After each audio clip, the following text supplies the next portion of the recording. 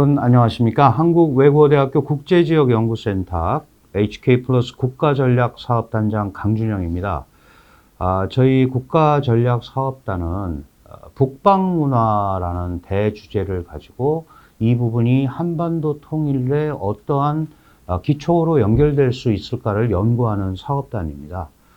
마침 좋은 기회가 주어져서 저희의 연구 과제와 실적 그리고 이런 부분들을 국내외적으로 많이 알림으로써 한반도 통일 환경에 좋은 기초가 되기를 원합니다. 그런 상황에서 우리 연구진들이 모여서 앞으로 소위 우리가 말로만 얘기하는 북방 문화, 이게 그 실체가 뭐고 그 안에서 어떤 것들이 우리 한반도와 같이 어우러져서 갈 수 있는지에 대한 심층적인 연구를 하려고 합니다.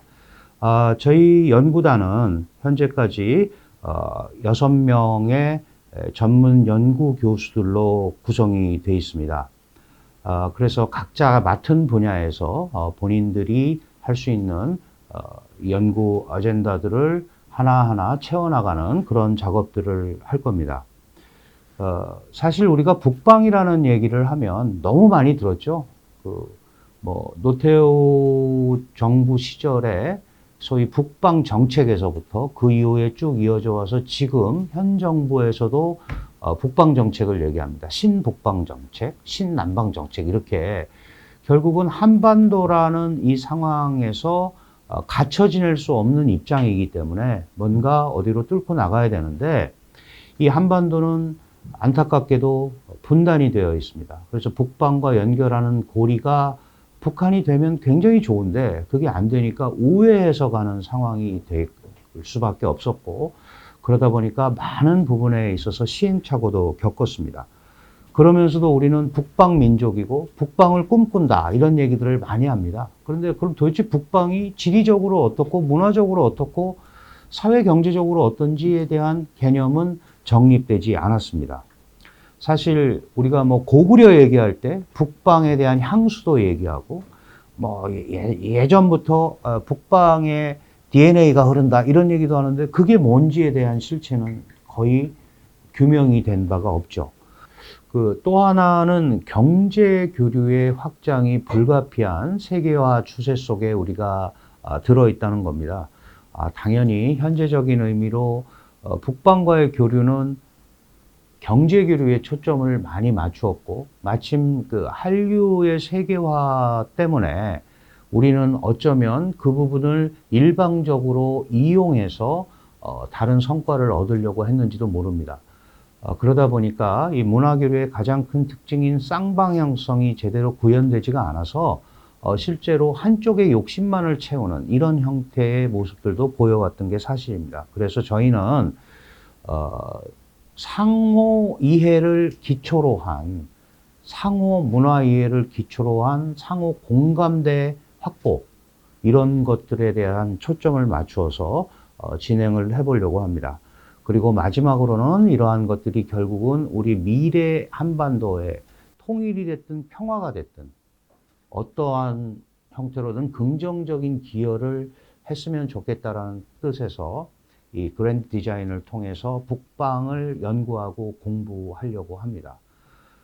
저희 연구단은 각자 분야의 전문성을 가지고 있는 6명의 연구 인력들이 포진해 있고, 이제 저희가 이런 북방 포럼 기획 연재를 시작하면서 어떤 부분에 초점을 맞추고 왜 내가 하는 부분이 필요하고 무슨 내용을 다룰 것인지에 대해서 각자가 한 번씩 발언을 하고 또 거기에 대한 자신의 장기 비전을 피력하는 시간을 갖도록 하겠습니다. 먼저 이 프로젝트의 외교 파트를 담당하고 있는 정기웅 교수께 말씀을 듣도록 하겠습니다. 정 교수님 부탁합니다. 예, 안녕하세요. 정기웅입니다. 조금 전에 이제 단장님께서 말씀해 주신 것처럼 우리 연구에 있어서 왜 외교 파트가 필요한가, 북방을 이야기하는데 왜 외교 이야기를 해야 하는가, 조금 전에 지적하셨던 것처럼 북방 정책 그리고 신북방 정책, 이런 것들이 우리가 북방과 관련하여 가장 익숙하게 듣는 표현들입니다. 뭐죠? 외교 정책입니다. 외교 파트를 이야기하지 않을 수가 없죠. 그러면 우리가 왜 여기서 북방 정책에 관한 이야기를 어떤 식으로 전개할 것인지 잠깐 말씀을 드리겠습니다. 흔히 국제정치 이론에서 이야기할 때 어떤 한 나라의 외교 정책을 분석함에 있어서는 세 가지 분석 수준을 이야기를 합니다. 첫 번째는 체계 수준, 두 번째는 국가 수준, 세 번째는 정책 결정자 수준이라고 이야기를 하는데, 이걸 이제 우리 상황에 맞춰서 이야기를 해보자면 체계 수준은 한반도가 자리하고 있는 지리적 위치, 국제 세력 구도 속에서 우리가 차지하고 있는 위상 같은 것들일 테고, 국가 수준은 우리 국가의 능력과 정치 체제, 특성 같은 것들입니다. 세 번째는 정책 결정자 수준에서 간혹 국가 지도자 혹은 정책 결정자 집단으로 대표되는 이런 정책 결정자들이 어떠한 국가 이익과 국가 목표를 추구하는가 하는 것들입니다.